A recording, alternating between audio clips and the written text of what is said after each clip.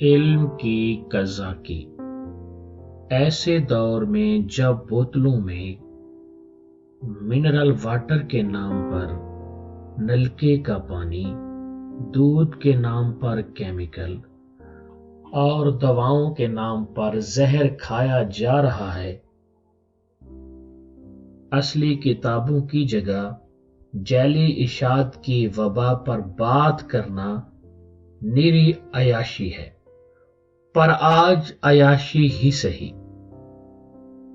دنیا میں اس وقت بلا اجازت شائع ہونے والی کتابوں کے جعلی ایڈیشن سے کتابوں کی صنعت کو سالانہ تقریباً 5 ارب ڈالر کا نقصان ہو رہا ہے، اور اس میں سے 3 ارب ڈالر تک کا نقصان صرف امریکی پبلشرز کو درپیش ہے۔ مختلف ممالک میں نافذ انٹیلیکچوئل پراپرٹی رائٹس قوانین اور ورلڈ ٹریڈ آرگنائزیشن کے ضابطے بھی جعلی کتابوں کے کاروباریوں اور پھیلائے جال کا کچھ بال بیکا نہیں کر پائے۔ دھونس، دھمکی، مقدمہ، کوئی شے بھی بہت زیادہ کارگر نہیں، مگر رونے پیٹنے واویلے کے ساتھ ساتھ مرض کے بنیادی اسباب جان کر انہیں کنٹرول کرنے کی کوششیں بھی آٹے میں نمک جیسی ہیں۔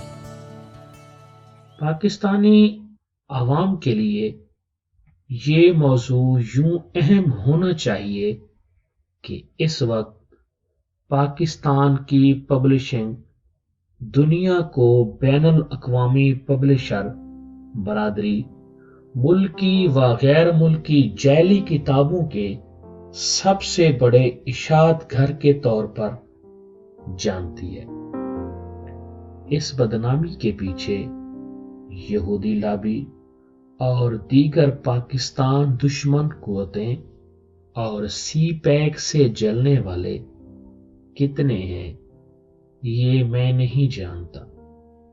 کہا جاتا ہے کہ پاکستان میں نہ صرف مقامی طور پر کتابوں کی 2 نمبر اشاعت ملک و قوم کی علمی خدمت میں دن رات کوشاں ہے، بلکہ مشرق وسطی، افریقہ، حتیٰ کہ بھارت کی بھی علمی پیاس بذریعہ تھرڈ پارٹی ایکسپورٹ بجھا رہی ہے، اور یہ سب اس کاپی رائٹ ایکٹ مجریہ 1962 کے سائے تلے ہو رہا ہے، جس کے مطابق جعلی ایڈیشن کی اشاعت، تقسیم، فروخت اور درآمد و برآمد پر 3 تا 7 برس قید اور 1 تا 3 لاکھ جرمانے کی سزا ہے۔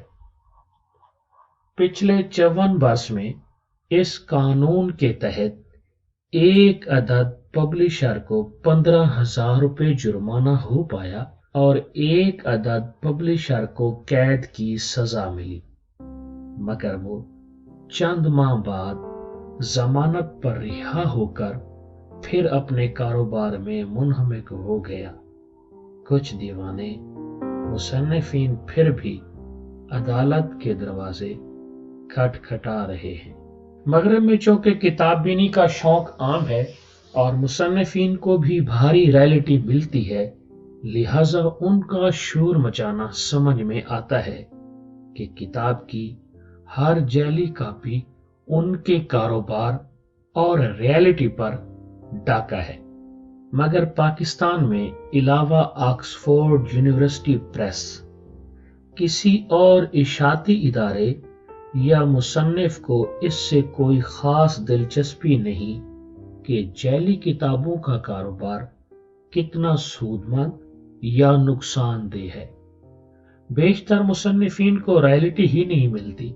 اکثر سادہ لوگوں کو چند پبلشر चंद लाख रुपए के यकमुश्त मुआवजे का क्लोरोफार्म सुंघाकर ताहयात हकूक अपने नाम करवा लेते हैं। कोई मुसन्निफ अगर रियलिटी पर ही बाजिद रहे तो फिर इसका दिमागी इलाज भी पब्लिशर्स के पास है। रॉयल्टी मिलती भी है तो पहले एडिशन की, इसके बाद किताब जाने और पब्लिशर।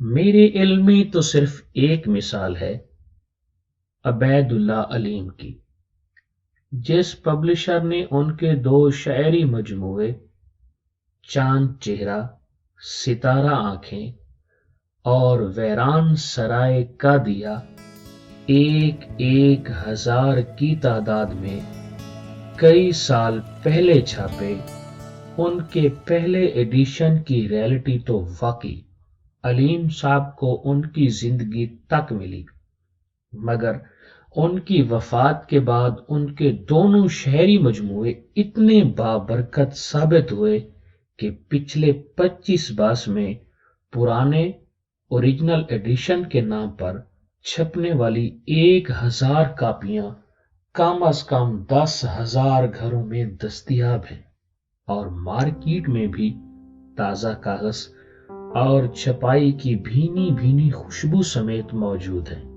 पब्लिशर के रिकॉर्ड में आज भी सिर्फ एक एडिशन है और वो भी 1,000 कापियों का। अब ये चमत्कारी ओरिजिनल पब्लिशर ने दिखाई या किताबी कजाकों ने, बूझो तो जाने। इस मुल्क में तो आग का दरिया वाली एनी पापा फैज और फरजाना न बच सके तो आम मुसन्निफ किस खेत की मूली है। ऐसे हालात में मुसन्निफीन को क्या पड़ी कि वो अपने लिए इंसाफ तलब करें या शोर मचाएं।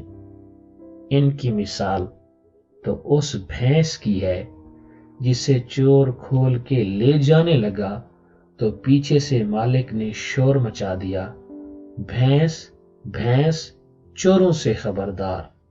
भैंस ने पलट कर कहा, तू भी तो दूध के बदले सिर्फ चारा ही देता है, चोर भी भूखा नहीं मारेंगे।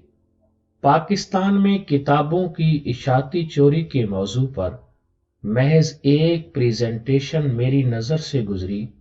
उसे पंजाब यूनिवर्सिटी के शोबा लाइब्रेरी साइंस के खालिद महमूद और बलूचिस्तान में यूनिवर्सिटी के मोहम्मद इलियास ने तैयार किया। इस प्रेजेंटेशन के एतबार से किताबों की जैली इशात की सबसे बड़ी वजह मियारी किताबों की कीमत का एक आम आदमी की दस्तरस से बाहर होना है। फिर हिंग और फटकड़ी डाले बगैर ज्यादा से ज्यादा मुनाफा कमाने की ख्वाहिश है। कई किताबों के जैली एडिशन इसलिए भी छापे जाते हैं क्योंकि ओरिजिनल एडिशन नायाब होता है, मगर इसकी जरूरत नायाब नहीं होती।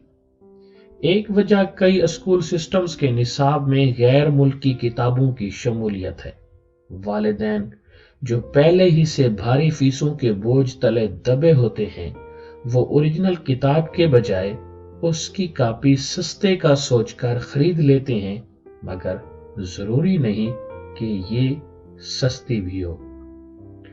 कई स्कूलों ने इसका तोड़ ये निकाला है कि किताबें कापियां भी वही फराहम करेंगे और अगर बाहर से खरीदनी है तो सिर्फ मखसूस किताब फरोशों से ही खरीदी जाए। ये एक अलग तरह का गांठ जोड़ी कारोबार और तफसील का मुतकाजी है। गैर मुल्की किताबों की मकामी पायरेसी की एक वजह यह भी है कि मकामी इशात के हकूक बहुत कम गैर मुल्की इदारे देते हैं और अक्सर कड़ी शराइत पर। एक वजह यह भी है कि गैर मुल्की किताबों की दरामद के कवानीन सहल नहीं और इन्हें हर पब्लिशर दरामद करने की استطاعت نہیں رکھتا۔ اگرچہ بھارت میں شائع ہونے والی سائنسی و طبی موضوعات پر شائع ہونے والی کتابیں اس مانگ کو پورا کر سکتی ہیں، مگر دونوں ممالک آلو، پیاز اور کیلے وغیرہ کی تجارت تو کر سکتے ہیں، لیکن اخبارات، رسائل اور کتابوں کی دو طرفہ تجارت دونوں ممالک کی اسٹیبلشمنٹس کو اس وقت مناسب نہیں لگتی۔ مبادہ ایک دوسرے کی کتابیں اور اخبارات پڑھ کے کہہ دیں، ذہن نہ صاف ہونے لگ جائیں۔ کتابوں کے جعلی ایڈیشن کی اشاعت سے سب سے زیادہ فائدہ بلا شبہ درسی کتابوں کے کاروبار کا ہے، کیونکہ سب سے زیادہ ایڈیشن بھی ان کتابوں کے شائع ہوتے ہیں۔ درسی مواد کی مانگ ہمیشہ زیادہ اور رسد ہمیشہ کم رہتی ہے۔ اس کے بعد جعلی ایڈیشن کا فائدہ کتب فروش کو ہے، اور پھر کہیں جا کے اگر تھوڑا بہت مالیاتی فائدہ ہے تو کتاب خریدنے والے کو۔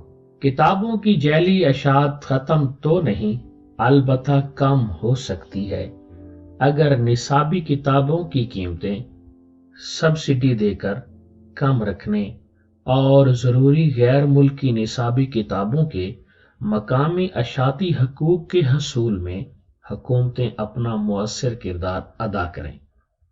اس سلسلے میں نیشنل بک فاؤنڈیشن جیسے اداروں کے مینڈیٹ اور دائرہ اشاعت میں اضافے سے بھی کچھ فائدہ ہو سکتا ہے۔ کتابیں درآمد کرنے کے قوانین کو بھی زیادہ آسان بنانے سے فرق پڑ سکتا ہے، اور سب سے زیادہ فرق کاپی رائٹس اور سائبر قوانین کے مؤثر اور مسلسل نفاذ سے آ سکتا ہے۔ مگر 92% لوگوں کو یہ بھی نہیں معلوم کہ پاکستان میں کاپی رائٹس کے قوانین موجود ہیں۔